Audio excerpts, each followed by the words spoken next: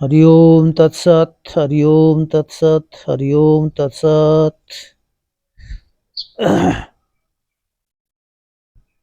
भागवत जी में संतों के लक्षण बताए हैं। संत कैसे होते हैं, अथवा यूं समझो किन लक्षणों को धारण करने पर संत होते हैं। तो हमारे लिए इन लक्षणों का अपनाना, इन लक्षणों को धारण करना, जीवन में इन लक्षणों को साक्षात्कार करना, अप्रोक्ष करना, समझ करके लक्षणों का स्वरूप ही बन जाना, ये समझना है, ध्यान बन जाना, तब साधुता की सार्थकता है। परोक्ष श्रोता हैं वो केवल ये न माने कि तो साधुओं के लक्षण है। मेरे भाइयों, भगवान ने अत्यंत कृपा करके मनुष्य शरीर दिया ही इसलिए है कि यह मानव मुझे प्राप्त कर ले, और मुझे प्राप्त करने के लिए साधुता को धारण करना परम आवश्यक है, क्योंकि अधिकारी बने बिना हम साध्य की सिद्धि नहीं कर सकते। अधिकारी बनना बहुत जरूरी है। माने अमृत आपके पास में कितना ही हो, कितनी ही वर्षा हो, और लेकिन हमारे पास पात्र नहीं है तो बेकार है वो वर्षा होना। तो यहाँ संत बनने का तात्पर्य, अधिकारी बनना, संत बनने का तात्पर्य एक मानव जीवन को सार्थक बनाना, उद्देश्य की पूर्ति करना, भगवान की कृपा का सदुपयोग करना, भगवान की कृपा को मूर्तिमान बना करके जीवन में उतारना, जीवन में दर्शन करना, ये अर्थ है। तो ये हम एक इस बात को निकाल देना परोक्ष श्रोता, ये तो संतों की बात है, संतों के काम की है, नहीं, हम सबके काम की है, मानव मात्र के काम की है। तो भागवत जी के 11वें स्कंद के 26वें अध्याय का 27वां श्लोक है। शायद पहले और चर्चा हो गई होगी इस पे, बता सुन रहे हैं, लेकिन फिर भी वो तो अलग अलग है। अमृत जितना पियो उतना ही अच्छा है, बार बार पियो, और पुनः आवृत्ति होगी जो और ज्यादा समझ में आएगी। तो संतोनपेक्षा मच्चित्तः प्रशान्तः समदर्शिनः निर्ममा निरहंकारा निर्द्वंद्वा निष्परिग्रह।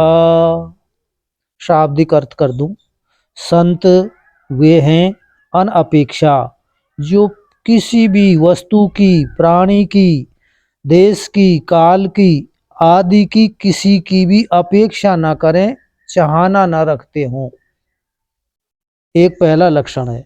दूसरा है मत चित्तः, जिनका चित्त निरंतर मुझ में ही लगा हुआ है, श्री भगवान कह रहे हैं मुझ में ही लगा हुआ है, वे संत हैं। प्रशांतः, और हमेशा शांत रहते हैं, हर परिस्थिति के आने पर शांत रहते हैं। विशेष अर्थ अभी बाद में शाब्दिक खोलेंगे।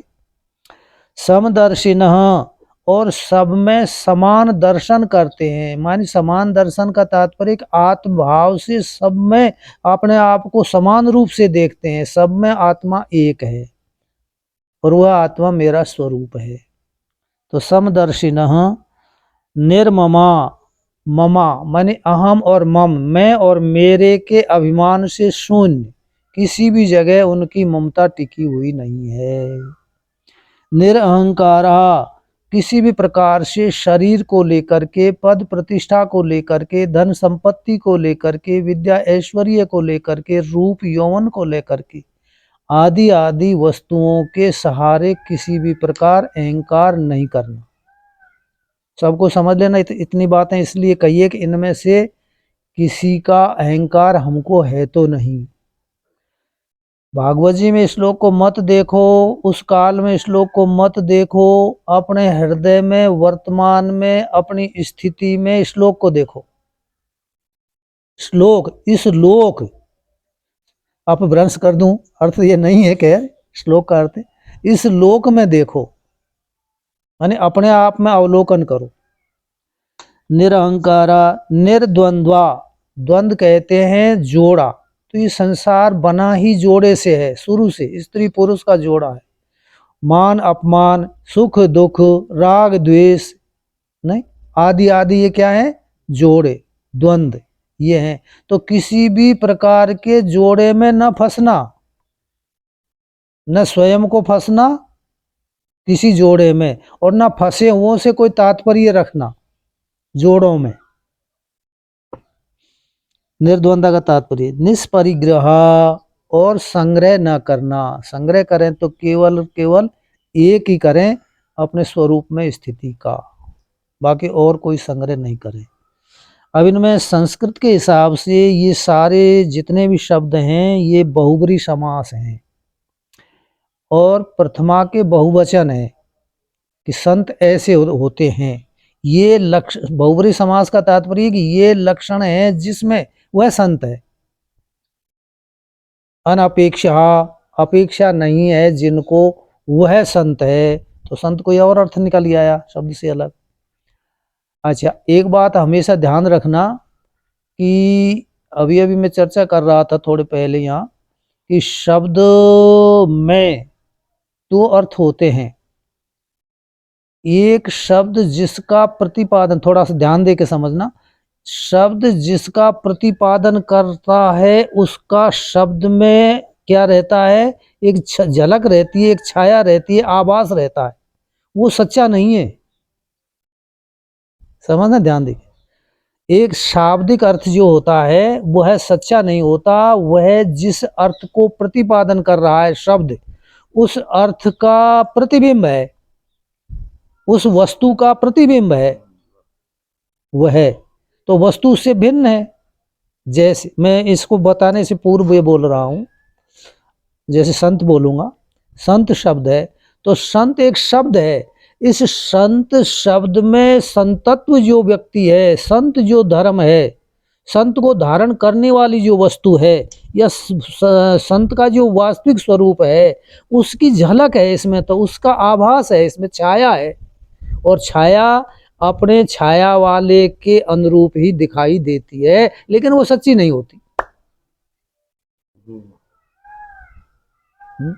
तो संत पे ही समझ लो, यहाँ संत से ही बोलना शुरू करूं। संत में संत का आभास है। संत जो वास्तविक है, व्यक्ति संत है, वस्तु जो संत है, उसका संत शब्द में आभास है। और इस आभास माने इसको कहेंगे प्रतिबिंब। तो बिंब कोई और हुआ, प्रतिबिंब मान छाया, और बिंब मान जिसकी छाया है, यूं समझो अपनी भाषा में आभास। तो जिसका प्रतिबिंब है वो शब्द में है, और प्रतिबिंब जिसका है उसको बिंब कहते हैं। तो बिंब कोई और हुआ, तो शब्द केवल प्रतिबिंब मात्र है किसका, संत का। संत की वास्तविकता को बताने की छाया है ये तो संत शब्द, तो इससे जाना जाता है वो संत होता है। तो शब्द एक में शाब्दिक अर्थ होता है, सत्य का शाब्दिक अर्थ होता है एक शब्द में, और एक शब्द में मार्मिक या तात्विक अर्थ होता है शब्द में। तो सच्चा तात्विक अर्थ होता है जो होता है जिसको बिंब कहेंगे, और शब्द में है वो प्रतिबिंब है, वो सच्चा नहीं होता है। लेकिन हम सिद्धांत की अनभिज्ञता के कारण, गुरुजनों की सन्निधि के अभाव के कारण, गुरुजनों में या संत श्रद्धा, संत में या शास्त्र में मार्मिकता की जानकारी का अभाव होने के कारण शब्द को ही हम प्रतिबिंब बिंब मान बैठते हैं। शब्द वास्तविक नहीं होता है, शब्द का एक उसको बताने वाला, जैसे शब्द में धर्म छिपा हुआ होता है, धर्म को शब्द ही धर्म को बताता है। समझ रहे हो मेरी भाषा? शब्द धर्म को बताता है, लेकिन बताया हुआ जो धर्म है वह वास्तविक नहीं है, धर्म की छाया है वो तो। अब हम छाया को ही पकड़ लेते हैं, शब्द ये कह रहा है। जैसे शाब्दिक अर्थ भी एक शब्द दे बता दो आपको, इतिहास की ओर जाओ, महाभारत की ओर। भीष्म पितामह ने महाभारत के युद्ध में प्रतिज्ञा की थी कि कल या तो मैं पांचों पांडवों को समाप्त कर दूंगा, अथवा भगवान श्री कृष्ण को हथियार हाथ में लिवा करके छोड़ूंगा। प्रतिज्ञा कर ली भीष्म पितामह ने। अब भीष्म पितामह की यह प्रतिज्ञा क्या थी, शाब्दिक सत्य की थी। वास्तविक सत्य, सच्ची है प्रतिज्ञा जो कर रहे हैं, लेकिन वो शाब्दिक सत्य है। वास्तविक जो धर्म है वह शब्द में नहीं है, वो भीष्म की पितामह की प्रतिज्ञा में नहीं है। बारीकी से समझो थोड़ा सा। अभी भीष्म पितामह की प्रतिज्ञा में जो वास्तविक धर्म का स्वरूप है, तात्विक जो धर्म है वह धर्म नहीं है, अपितु शब्द में जो धर्म है, शब्द में धर्म की जो छाया है, प्रतिबिंब है, वह है। और प्रतिबिंबित धर्म सच्चा नहीं होता है। तो भीष्म पितामह ने प्रतिज्ञा करी। अब भगवान श्री कृष्ण ने प्रतिज्ञा कर रखी थी कि मैं महाभारत के युद्ध में हथियार नहीं लूंगा, शाब्दिक प्रतिज्ञा थी। लेकिन भगवान श्री कृष्ण ने फिर हथियार लिया, चक्र को लेकर के बचाया पांडवों को। वो कथा क्यों ना जाऊं मैं, हथियार लिया ना। तो भगवान श्री कृष्ण ने इसका मतलब अपनी प्रतिज्ञा तोड़ दी, और भीष्म पितामह की प्रतिज्ञा रह गई। लेकिन वास्तविक अर्थ ये नहीं है। यदि भीष्म पितामह की शाब्दिक प्रतिज्ञा, शाब्दिक जो धर्म का प्रतिपादन हो रहा है उसके अनुसार करते, तो भीष्म पितामह अधर्म की रक्षा कर रहे थे, अधर्म का पालन कर रहे थे, न कि धर्म का। पांडवों का नाश होता, पांडव खत्म हो जाते, कौरवों की विजय हो जाती, तो अधर्म पनपता। और भगवान श्री कृष्ण ने प्रतिज्ञा तोड़ी नहीं, अपितु सत्य जो है, धर्म जो है, उसको प्रतिज्ञा को सही किया था, उसके स्वरूप को सही किया था कि वास्तविक स्वरूप धर्म क्या कहता है। धर्म मानी अधर्म को नाश करने वाला, अधर्म मानी धर्म को नाश करने वाला। तो सच्चा कौन हुआ? जो धर्म का नाश कर रहा है, उसका नाश करना सच्चा धर्म है। आगे होगी अब तो समझ में शाब्द। तो क्यों? अब भगवान श्री कृष्ण ने क्या किया? हथियार ले लिया। तो प्रतिज्ञा तोड़ी नहीं है, बल्कि जो सच्चा धर्म होना चाहिए, शब्द का धर्म नहीं, धर्म का जो स्वरूप है, धर्म जो व्यक्ति है, नहीं, उसको धारण किया भगवान श्री कृष्ण ने।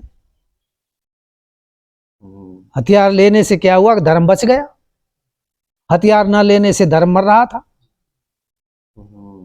भीष्म पितामह की प्रतिज्ञा के सफल होने से धर्म नष्ट हो रहा था, अधर्म पनप रहा था।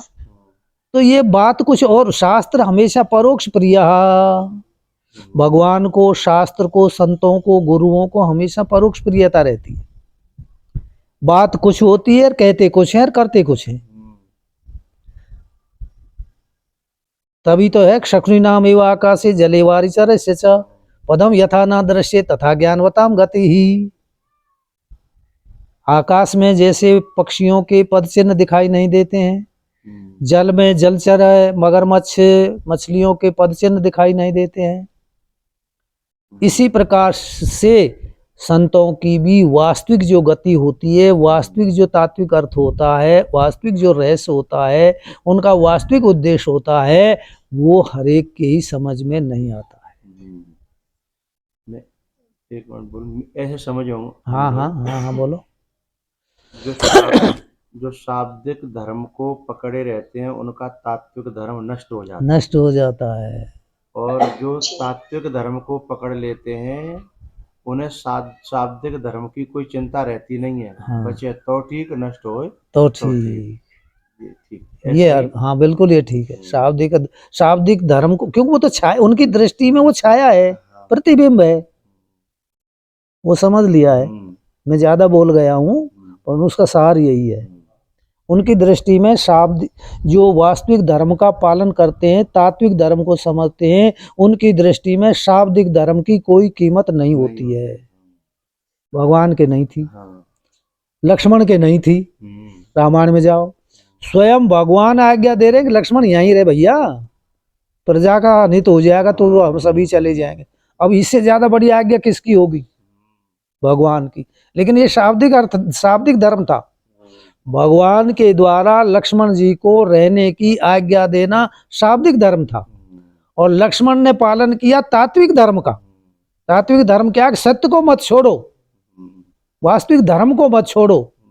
तो वास्तविक धर्म क्या है? सत्य क्या है? परमात्मा। और भगवान राम क्या है? परमात्मा। तो उनकी आज्ञा का पालन करने की जरूरत नहीं, उनके स्वरूप का पालन करने की जरूरत है। तो ना राम ने बुरा मानो, ना लक्ष्मण ने बुरा मानो और चले गए साथ। तो ये तात्विक अब समझ गए होंगे आप दोनों दृष्टांतों से। काफी भागवत जी में सब जगह भरे पड़े हैं इसी प्रकार के, और लगता है ऐसा करे इसने तो धर्म का उल्लंघन कर दिया। धर्म का उल्लंघन नहीं किया। तो इसी प्रकार से संत शब्द है। अब यहाँ आइए श्लोक पर आ जाइए। संतो अनपेक्षा। एक बात और भी ऐसे समझ में आई है, सही है कि गलत है? हमारा अहंकार शाब्दिक धर्म को ही सुरक्षित रखने की प्रेरणा देता है। अहंकार यदि प्रबल है तो, और तात्विक धर्म जब समझ में आ जाता है तो फिर अहंकार होता ही रहता ही नहीं है फिर, इसलिए शाब्दिक धर्म की कोई कीमत नहीं रहती। हाँ। वो अहंकार को सुरक्षित करने के लिए कीमत है उसकी।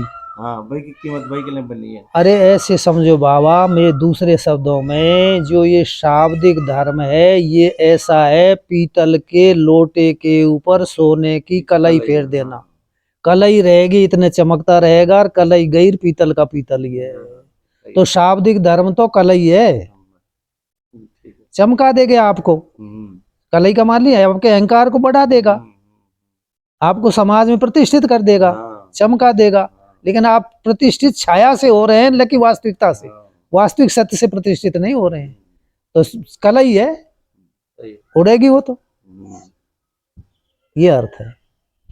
तो अब मेरे भाइयों आ जाओ, हमें समझना है कि संत, पहले संत किसे कहते हैं, क्योंकि ये साधनाष्टक है, 8 साधन है ये, गिनना इनको। साधनाष्टक शब्द है ये भागवत जी में, इसका श्रीधर स्वामी जी ने इसको बताया, साधनाष्टक 8 साधन है संत को धाम। तो इनमें 3 संबंध हैं, हेतु हेतुमत भाव भी संबंध है, अन्योन्याश्रय भाव संबंध है, और कारण कार्य भाव संबंध है। एक का एक कार्य है और एक का एक कारण है, और कारण है जो कार्य भी हो जाता है और कार्य है जो कारण भी हो जाता है इनमें, इसलिए अन्योन्याश्रय संबंध है। और हेतु हेतु मत भाव है। हेतु हेतु मत मानी एक के बिना दूसरे की सिद्धि नहीं हो सकती, और दूसरे के बिना पहले की सिद्धि नहीं हो सकती। और आप तो श्रोता सब समझदार हैं, पढ़े लिखे हैं, समझ गए होंगे तीनों भावों को। तीनों भाव इन साधनाष्टक में छिपे हुए हैं। एक के बिना एक की सिद्धि नहीं होगी, कहने का तात्पर्य यही है। दूसरे को दूसरे की अपेक्षा है, ये अर्थ। तो अब साधनाष्टक में सबसे पहला है अनपेक्षा। लेकिन अपेक्षा से भी पहला है संत किसे कहते हैं, जो इनको धारण करे। तो हमारे साहित्यिक शब्द जितने भी हैं उन वे शब्द शॉर्ट हैंड जिनको कहते हैं इंग्लिश में, सूत्र रूप से, जैसे शक्र शब्द है, तो शक्र शब्द शॉर्ट हैंड है। शक्र मानी श मानी शत, और क्र मानी क्रतु, मानी 100 यज्ञ कर लिए हैं जिसने, उसे शक्र कहते हैं। मानी इंद्र है, वो इंद्र की पदवी पे जाता है। तो अब 2 शब्दों का अर्थ एक में ही है। इसी प्रकार से संत, इसमें जो शब्द है इसमें 2.5 वर्ण है। संत 2.5 वर्णों का अर्थ है स और त, और न आधा बीच में है जो। तो संत का मानी सम्यक प्रकारेण तत् परमात्मनि आत्मनि दृष्टि यस्य सह संत। बहुब्री समास है इसमें भी। अथवा दूसरा अर्थ है, दोनों को खोलूंगा, हिंदी में करूंगा। दूसरा अर्थ है सततम दृष्टि परमात्मनि आत्मनि यस्य सह संत। तो सम्यक प्रकारेण दृष्टि, तत्पद हमेशा परमात्मा का वाचक है। तत्त्वम असि महावाक्य में जो पद है, तत्मानी वो है कौन, जिसको हम परोक्ष ईश्वर मान रहे हैं। बहुत अच्छी तरह समझना, बहुत शुद्ध वेदांत है, बहुत सरल वेदांत है। घर की बात है, आपके घर की, पराई बिल्कुल ही नहीं। हम पराई शास्त्रों में अटक रहे हैं, भटक रहे हैं, लेकिन घर की बात छोड़ रहे हैं। घर की बात क्या है कि देखो तत्मानी हुआ है, अभी घर की बनेगी। तत्मानी हुआ है, वह मानी कौन, परमात्मा। तो वह दूर समझ रहे हैं इसको। तो हम असी, अरे वो तू ही है। तो हमारी परमात्मा और तू 2 हो गए कि 1 हो गए? एक हो गए भाई परमात्मा। अच्छा यूं समझो, हम आपसे कहें कि आप ब्रह्मचारी हो, तू ब्रह्मचारी है, नहीं ऐसा नहीं, तुमने समझ लिया कि ब्रह्मचारी। अब ब्रह्मचारी और तू, मैंने कही कि तू ब्रह्मचारी या तुम ब्रह्मचारी हो, तुम ब्रह्मचारी हो, नहीं तो तुम और ब्रह्मचारी दो हो गए कि एक है भाई। भाई ब्रह्मचारी है जो तुम और तुम हो जो ब्रह्मचारी है, दोनों में कोई अंतर नहीं, एक ही तो है, एक के ही दो नाम है। तो ऐसे तत् त्वम जो तू कहीं दूर समझ रहा है वो तू ही है, तो वह तू है जो और वह है जो, दो नहीं एक ही है। तो संत मानी सम्यक प्रकारे ने तत् मानी परमात्मनि सप्तमी, परमात्मनि मानी आत्मनि मानी स्वयं तू, तेरे ऊपर ही तेरी दृष्टि है तो तू संत है, और तेरे ऊपर तेरी दृष्टि नहीं है तो तू असंत है। जयराम जी की ले, कितनी बढ़िया बात है। हाँ यार समझ रहे हैं भाई। हाँ मैं तो वैसे खेल रहे हैं, हंस रहे हैं, यार तुम कहाँ से कैसे जुड़ रहे हो। अच्छा तो आगे बात समझ में बिल्कुल सही दी। अब घर की है कि नहीं, और दूसरे अब पराई पराई में तो ढूंढ रहे हैं, घर की है छोड़ रहे हैं। बिल्कुल तू ब्रह्मचारी है, तू लड़की है, तू साध्वी है। अब बता, तू और साध्वी दो हो गए क्या? हाँ अब सब पूछ लो, सबको अलग समझ में तो आ रही ना, मैं बहुत अच्छी तरह से, बहुत सुंदर विषय है। अच्छा अच्छा सुनते रहो, ठीक, आवाज सही आ रही है? जी जी।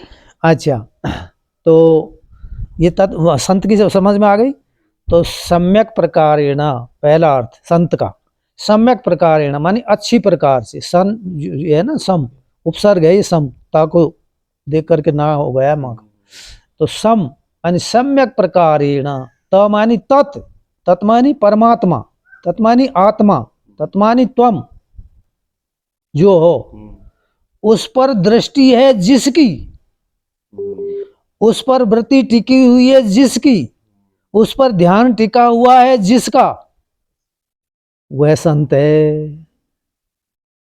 एक बात अनपेक्षा जब ही बनेगी बात, यदि उस पर दृष्टि को छोड़ करके तो अपेक्षा आ जाएगी, अपेक्षा का अर्थ करूंगा बाद में, अपेक्षा आ जाएगी, दूसरे के सहारे हो जाएंगे, अंधे हो जाएंगे।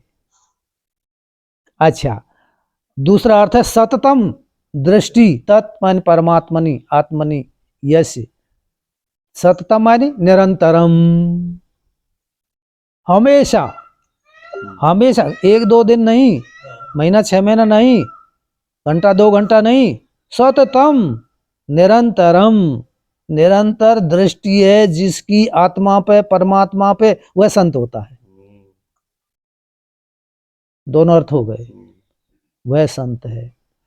अच्छा ऐसे संत को या ऐसे संत बनने को क्या साधन है, किन मसाला को बना करके संत बने, ऐसा सामग्री भी तो चाहिए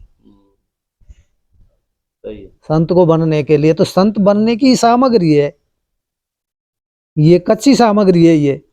अब मशीन बनाएगी, मशीन है संत, उसमें डालो ये पक्की बन जाएंगी, माने जीवन बन जाएंगी।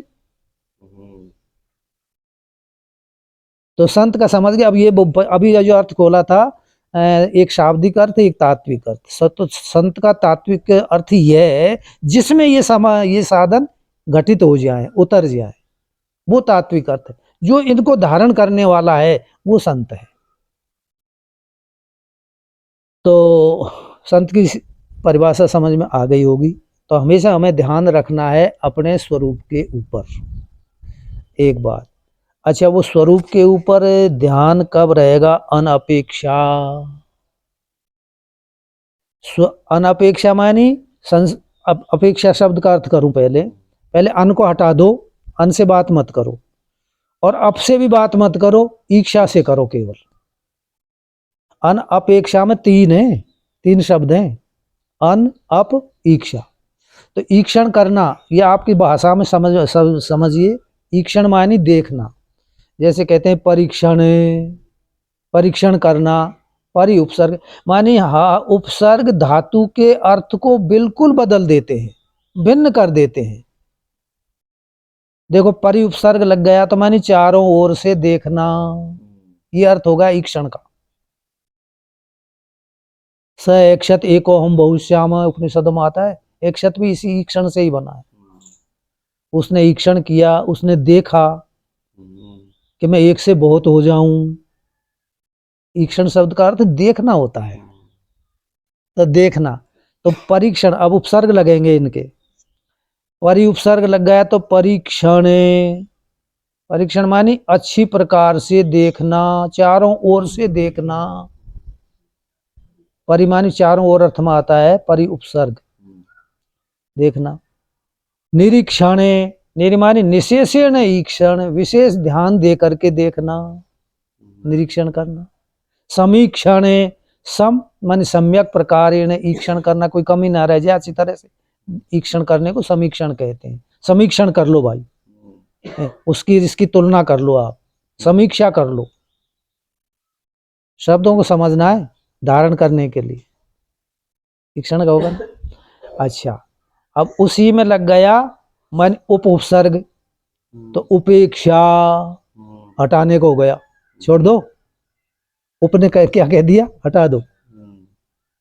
उपेक्षा, पहले तो निरीक्षण चारों को और करा था, चारों ओर परीक्षण करा, देख रहा था, और अब ये कहता है कि नहीं मत देखो उसको, देखो ही मत। उपेक्षा मानी देखो मत, देखते हुए मत देखो। और एक होती है अपेक्षा, अप लग गया उपसर्ग उसमें, अपेक्षा मानी दिखे ही नहीं, ईक्षण दृष्टि गिर गई। अनापेक्षा का मैं अर्थ नहीं कर रहा हूं, अभी अपेक्षा का कर रहा हूं। ईक्षा का किया, अब अपेक्षा पे आइए, अपेक्षा का कर रहा हूं। अप ईक्षा मानी दृष्टि गिर गई,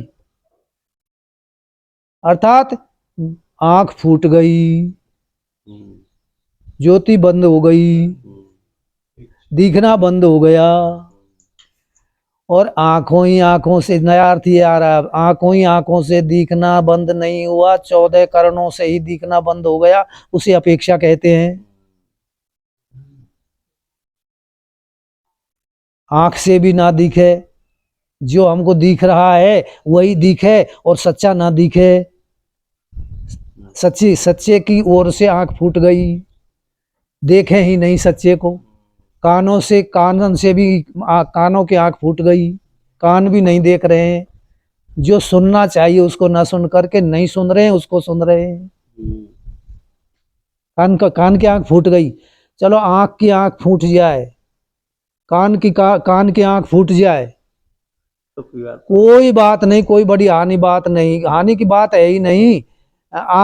आंख की आंख फूट गई तो बैठे बैठे बात करते रहोगे, कब आ जाए सामान आ जाएगा आपसे। सूरदास तो महाराज मैंने वक्ता देखा, आचार्य हैं वो सूरदास, एक बहुत बड़ा भारत का माना हुआ आचार्य बन रहा है सूरदास। आंख फूट गई कोई बात नहीं, लेकिन वहां की बुद्धि फूट जाए, बुद्धि की आंख फूट जाती तो। अच्छा, बुद्धि की आंख फूटे हुए को क्या कहते हैं बताओ तुम्हारी भाषा में? बुद्धि की आंख फूट जाए, आ रही है कोई की समझ में?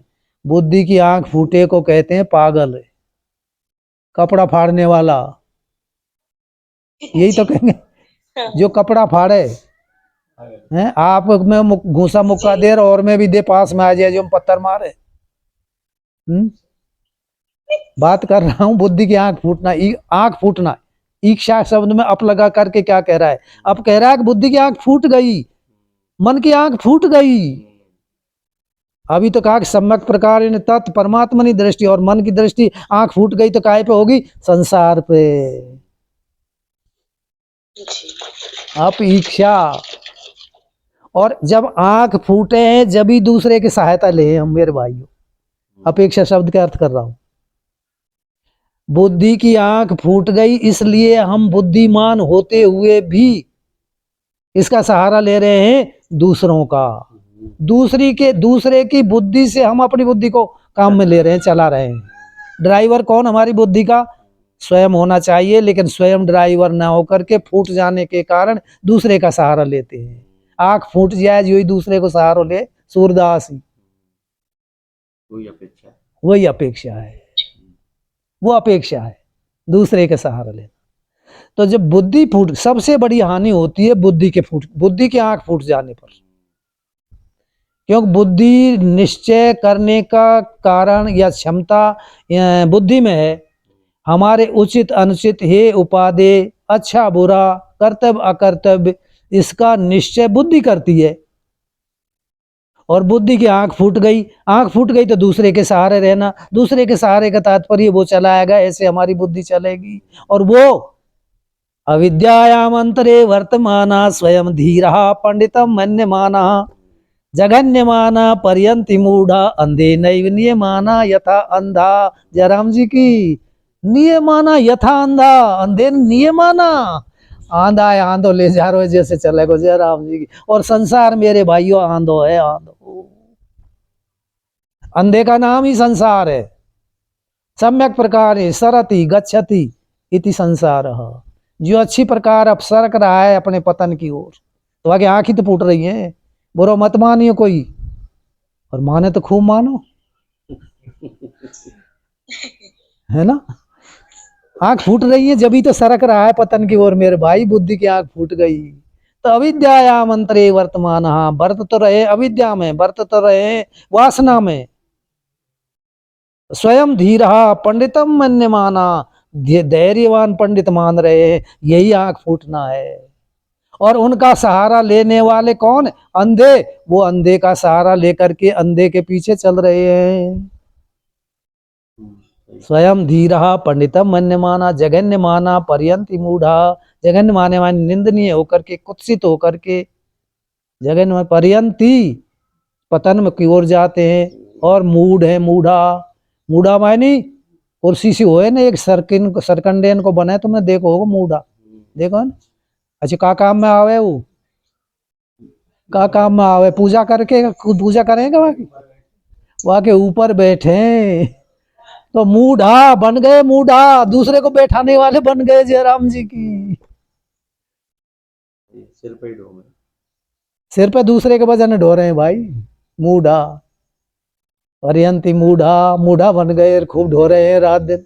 जयराम जी, श्री राम, जय राम, जय जय राम। मूढ़ा बन गए, मूढ़ आए थे मूढ़ा पे बैठने के लिए, बैठा लिए औरों को, मूढ़ा बन गए स्वयं। जयराम क्यों? पंडितम मन्यमाना, बात कछुएर समझ कछुएर, पंडित बन रहे। मैं जाति की निंदा नहीं कर रहा हूँ या कहीं जाति के आप ऊपर ले लेना ना, जाति तो जाति, पंडित तो पूजनीय होते हैं। लेकिन ऐसे मूढ़ा पंडित हुए वो बैठने लायक ही होते हैं। जयराम जी की तो उनकी निंदा नहीं, पर्यंति मूढ़ा। और फिर क्या है? अंधे न नियमाना यथा अंधा, अंधे का हाथ पकड़ करके जैसे अंधा चलता है ऐसे सब उसके पीछे चलने वाले हैं। अंधे के पीछे अंधे चल रहे हैं। अब कहाँ जाएंगे?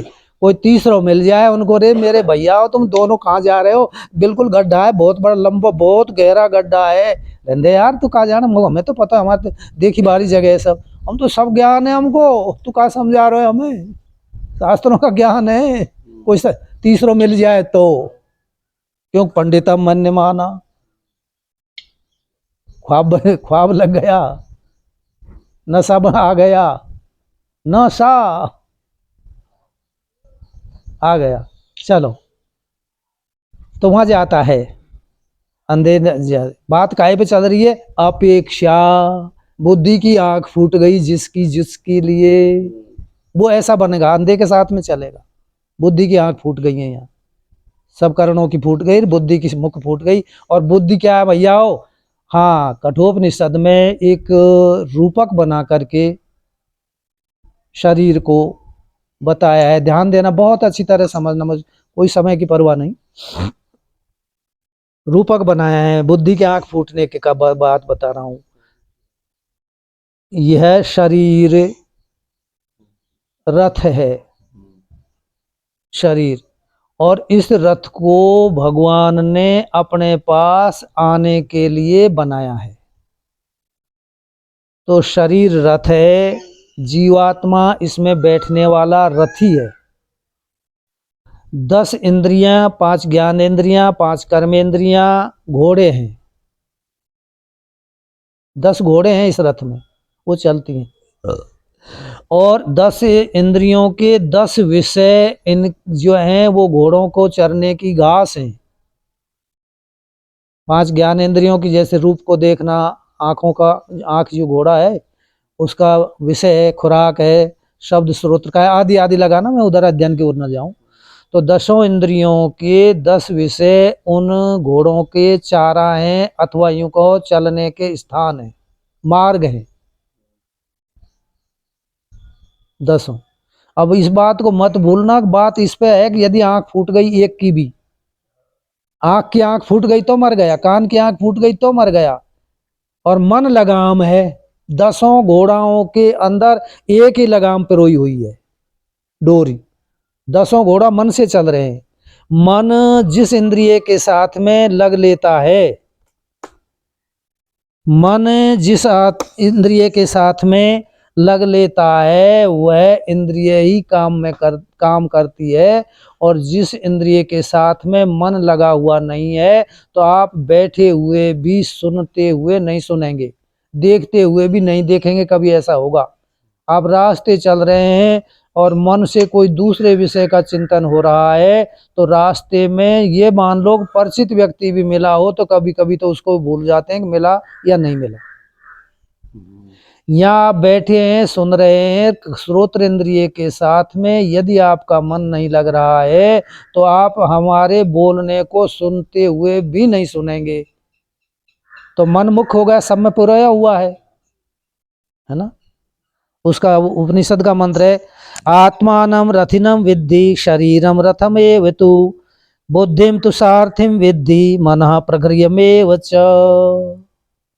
बिल्कुल शाब्दिक अर्थ कर दूं, आत्मानम रथिनम विद्धि, इस रथ में बैठने वाला जीवात्मा तो रथी है, शरीर रथम एव, और शरीर रथ है, बुद्धि तु सारथी, बुद्धि सारथी है, ड्राइवर है, विद्धि मनः प्रगृह्यम ए, और मन उनकी घोड़ों की लगाम है। दूसरे श्लोक में आगे वो लगाम वाली, खैर चलो इसमें समझ लो, इतना लगाम है तो लगाम। अच्छा, अब बुद्धि क्या है? सारथी। अच्छा ये बताओ, वैसे काम तो ना चले पर घोड़े की आंख फूट जाए मानो, एक घोड़े की और 9 घोड़ों की, ठीक है, तो बेचारा उनके सहारे चल लेगा धीरे धीरे, नहीं समझ।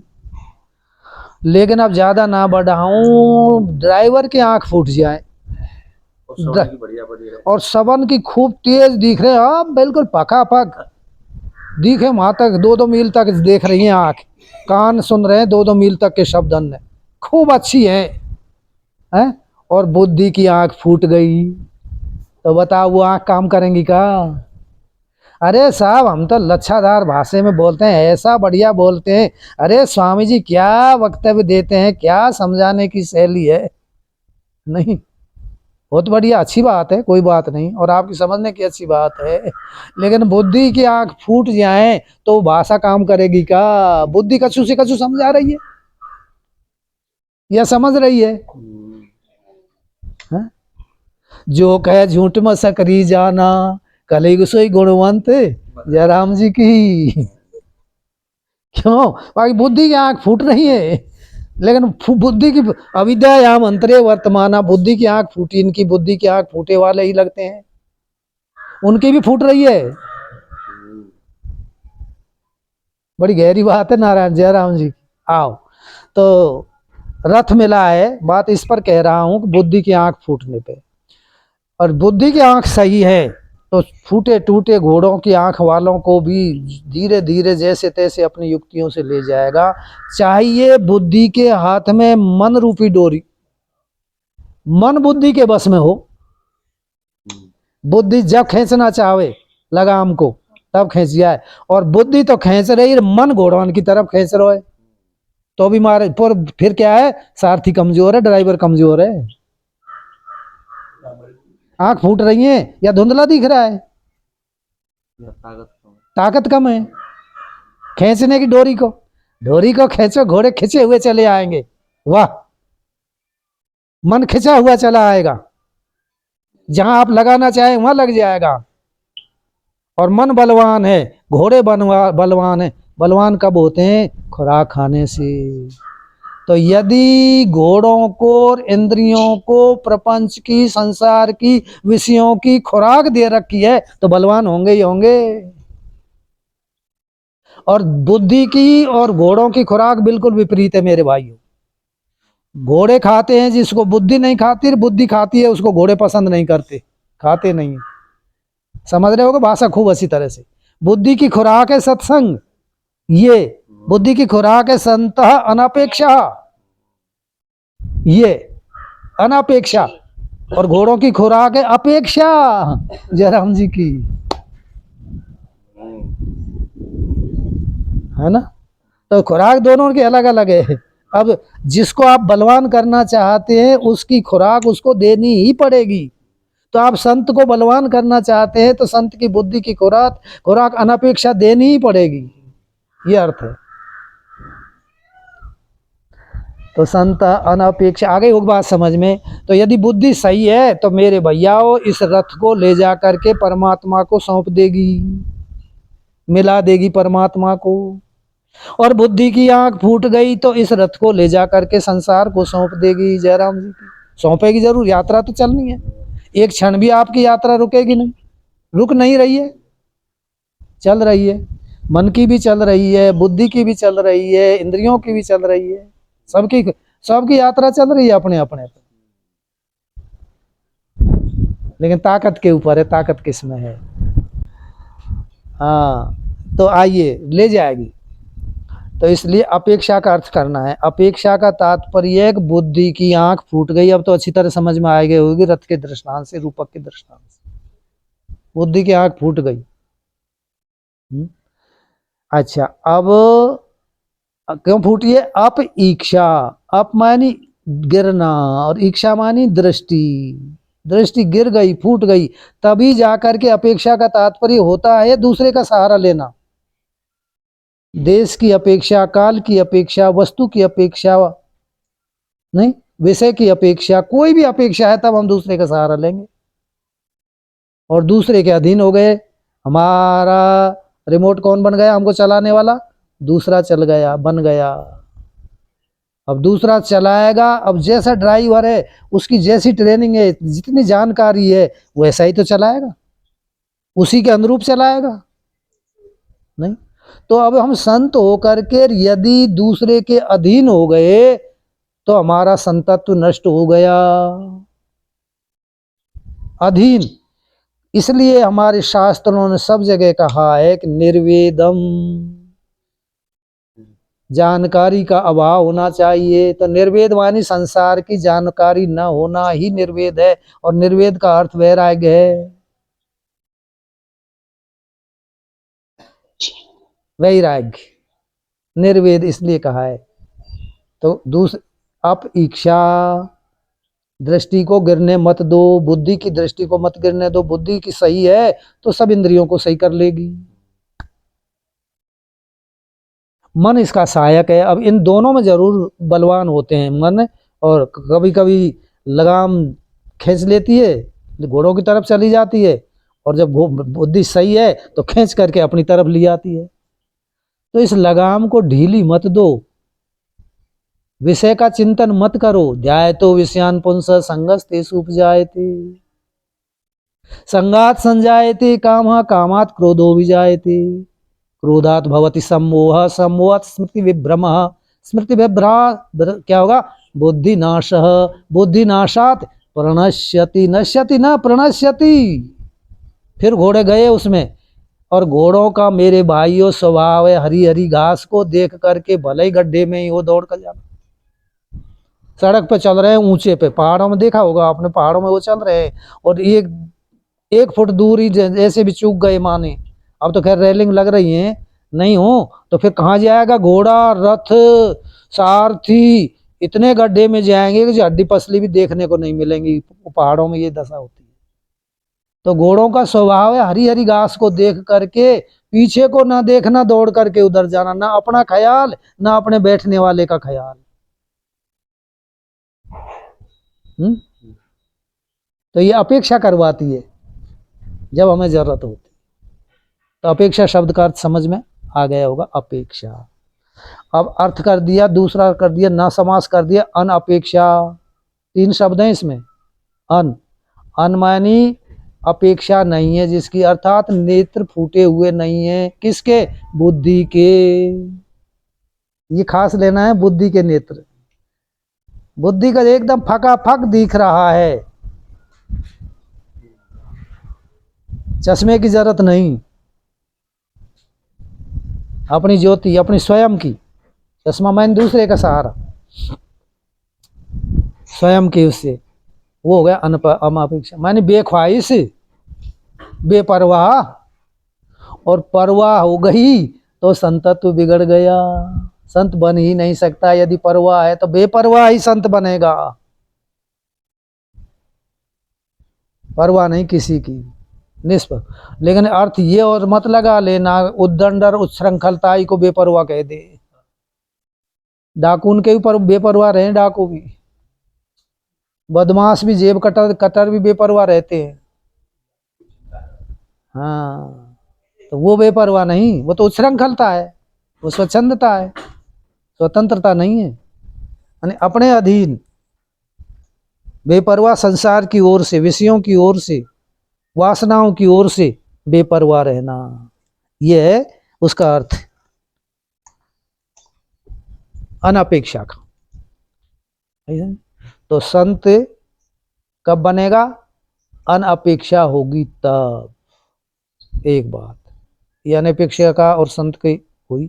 अब आगे चलो, मत चित्ता, दूसरा विशेषण है मत चित्ता। बोलो वो अनपेक्षा क्यों है?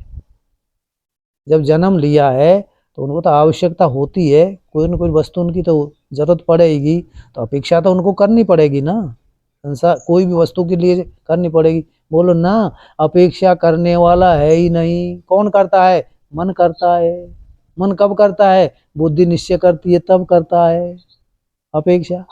वो कहते हैं उनका मन मत चित्ता, मुझ में ही लगा हुआ है चित्त जिनका, बहुब्री समास है। तो जब माने दूसरे की आवश्यकता महसूस करने का उनको पास समय नहीं है। मत चित्ता, मुझ में ही सारी आवश्यकताओं की पूर्ति कर लेते हैं भगवान। माने सारे संसार, अखिल कोट ब्रह्मांड नायक, संसार का नियंता, संसार का पालन करने वाला, संसार का बनाने वाला कौन है? संसार में सब से आ गई, कौन है? परमात्मा। और जब खजाने में ही जिसका आसन लगा हुआ हो, खजाने में ही जो बैठा हुआ हो, हर वस्तु के खजाने में, फिर कोई कमी है उसके पास?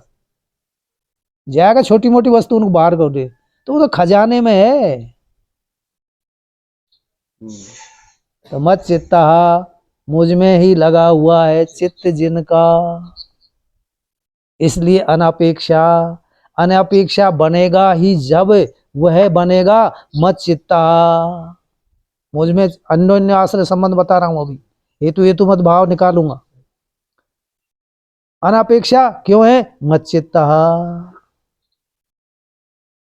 मुझ में चित्त लगा हुआ है। मुझ में चित्त क्यों लगा हुआ है? अनपेक्षा। दूसरे की, संसार की अपेक्षा होगी तो मुझ में चित्त नहीं लगेगा, इसलिए मुझ में चित्त लगा हुआ है, इसलिए अनपेक्षा है। अनपेक्षा है तब मुझ में चित्त लगता है, इसलिए मत चित्ता। हो गया? 8 का हेतु हेतु मत भाव इसी प्रकार मुझ में चित्त। तो मेरे भाइयों, चित्त को तो कहीं लगाना पड़ेगा। एक क्षण भी चित्त बिना लगे नहीं रहता, सुसुप्ति में भी नहीं रहता है। गाढ़ सुसुप्ति में भी आपने जो क्रिया किए, आपने जो स्थूल मन के द्वारा सामान ला करके सूक्ष्म मन को या अंतर मन को सौंपा है, उसका निर्माण करता रहता है वह अंतर मन। ये गहरी बात है। बाहर का जो स्थूल मन है, ये वास्तव में तो ये तो छाया है उसकी, मन की छाया है। वो अभी जो शाब्दिक बता रहा था, मन की छाया है ये नहीं है। सच्चा मन तो वह है जो अंतर मन है। इसके द्वारा लाए हुए सामान को दिया जाता है अंतर मन को, और अंतर मन फिर उस सामान के अनुरूप वस्तु तैयार करता है, आपकी स्थिति परिस्थिति तैयार करता है अंतर मन। जिसको आपने देखा होगा, आप कोई भी श्लोक है या आपने हनुमान चालीसा याद कर लिया, रट लिया हनुमान चालीसा बोल रहे हैं, श्री गुरु चरण सरोज रज निज मन मुकुर सुधार वर्णम रघुबर विमल आदि आदि बोल रहे हैं, और मन कछु और जगह जा रहा है, और फिर आगे फिर भी चल रहा है, जय हनुमान ज्ञान गुण सागर जय कपीस त्यों लोक उजागर, और मन कहीं और जा रहा है। तो अब यह जो जाने वाला मन है उसका हनुमान चालीसा का कोई संबंध नहीं है। ये खूब अच्छी तरह दृष्टांत से समझ लो तुम, इसमें हनुमान चालीसा नहीं है। हनुमान चालीसा अंतर मन में घुस गई, और अंतर मन में घुसने के बाद में ये कछु भी करता रहे जयराम जी की, इसका उसके ऊपर कोई प्रभाव नहीं पड़ता है, और मत चित्ता का ही अंतर मन में प्रवेश हो गया तो संसार चित्ता खत्म जयराम जी की। भगवान सुना रहा है अंतर मन में प्रवेश कर दो मेरे भाइयों, फिर बाहर का मन कुछ भी कर, देखे ना ये संत वो कर रहे हैं, ये कर रहे हैं, वो कर रहे हैं, जिसका कोई प्रभाव नहीं, वो तो छाया कर रही है, प्रतिबिंब कर रहा है, वो तो बिंब में है। तो बिंब कौन है? मत चित्ता। उसमें जब आपकी निष्ठा पहुंच जाए, आपकी स्थिति पहुंच जाए, आपकी वृत्ति पहुंच जाए, हो गया काम।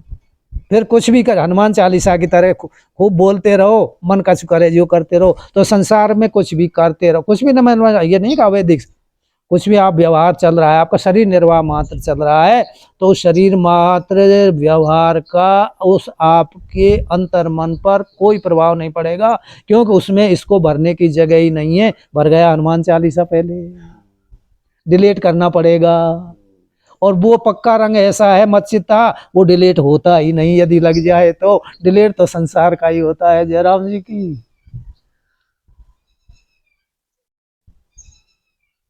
सही है ना? तो क्या करना है? मत चित्ता। अब लंबो ना चलाओ, अभी तो बहुत लंबी कथा है, सबन को वर्णन करेंगे तो कई दिन होंगे, और अब इतने ही को मनन तुम भी करो और इतने ही को मनन हम भी करें।